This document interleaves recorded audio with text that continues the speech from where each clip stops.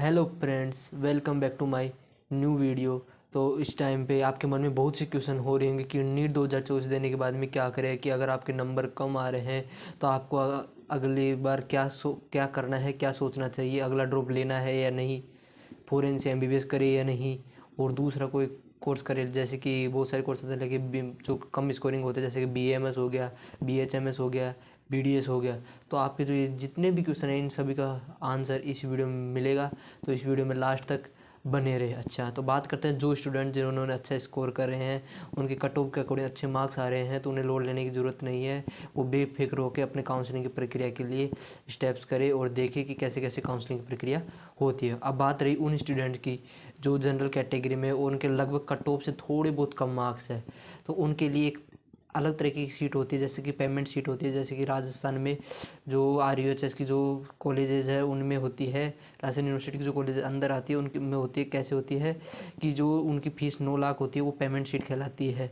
तो उनमें जो कट ऑफ से कम मार्क्स आते हैं उन बच्चों के लिए वो सीट रिजर्व कर दी जाती है। उनकी फ़ीस 9 लाख के लगभग फ़ीस उनकी लगती है। और आप अगर जैसे कि क्वालिफाई कर रहे हैं, आपको बहुत कम मार्क्स है और आपका अगर बजट अच्छा है तो आप फॉरेन से एमबीबीएस करने का कर सकते हैं। परंतु फिर 4.5 साल बाद में फिर आपको FMG एग्ज़ाम देनी पड़ेगी, तो उसके लिए फिर तैयारी करनी पड़ेगी। क्योंकि फिर वो अगर बच्चे फॉरेन से एमबीबीएस करके आ भी जाते हैं तो उनके लिए FMG के लिए करना बहुत मुश्किल हो जाता है। जैसे कि अभी पिछली बार जो लगी थी उनमें जो डाटा है तो उसमें 10% बच्चे ही केवल FMG पास करने पाए थे जिन्होंने एग्ज़ाम दी थी। और जिन स्टूडेंट्स को लगता है कि अगर शायद मैं एक ड्रॉप और लूँ, इस बार मेरी कुछ कमी रह गई, अगर मैं एक ड्रॉप और लूँ तो मैं बहुत अच्छा स्कोर कर सकता हूँ और मैं नेक्स्ट ईयर एक गवर्नमेंट मेडिकल कॉलेज सीट ले सकता हूँ, तो वो ड्रॉप ले सकते हैं। परंतु यह भी ध्यान रखना होगा कि मेहनत करनी पड़ेगी, क्योंकि अब कट ऑफ कम जाने वाली नहीं है। अब कट ऑफ धीरे धीरे बढ़ती ही जाएगी, क्योंकि बच्चे हाई स्कोरिंग हो गए। जैसे कि अभी डाटा आ रहा है कि 700 से ऊपर बच्चे बहुत जा रहे हैं। इस बार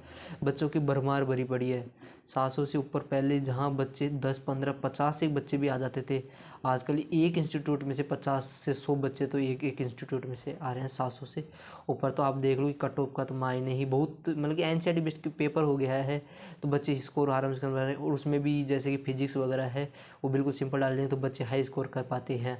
अगर आप बिल्कुल थक चुके हो कि आपको बहुत सारे ड्रॉप हो गए, जैसे 3-4 ड्रॉप हो चुके हो और आप बिल्कुल परेशान हो गए चुके हो और आपके नंबर अभी ठीक ठाक आ रहे हैं, नंबर सही आ रहे हैं, तो आप जैसे कि कोर्स जैसे BMS, BDS, BHMS वगैरह में ले सकते हो। और आप अगर नीट को, क्योंकि नीट अगर आपकी सपना ही है अगर डॉक्टर बनने का, तो नीट तो आपको करना होगा, मेहनत आपको करनी पड़ेगी। अगर आप ड्रॉप फिर भी अगर को सपना ही है कि मेरे को तो डॉक्टर ही बनना, तो आप ड्रॉप भी ले सकते हो।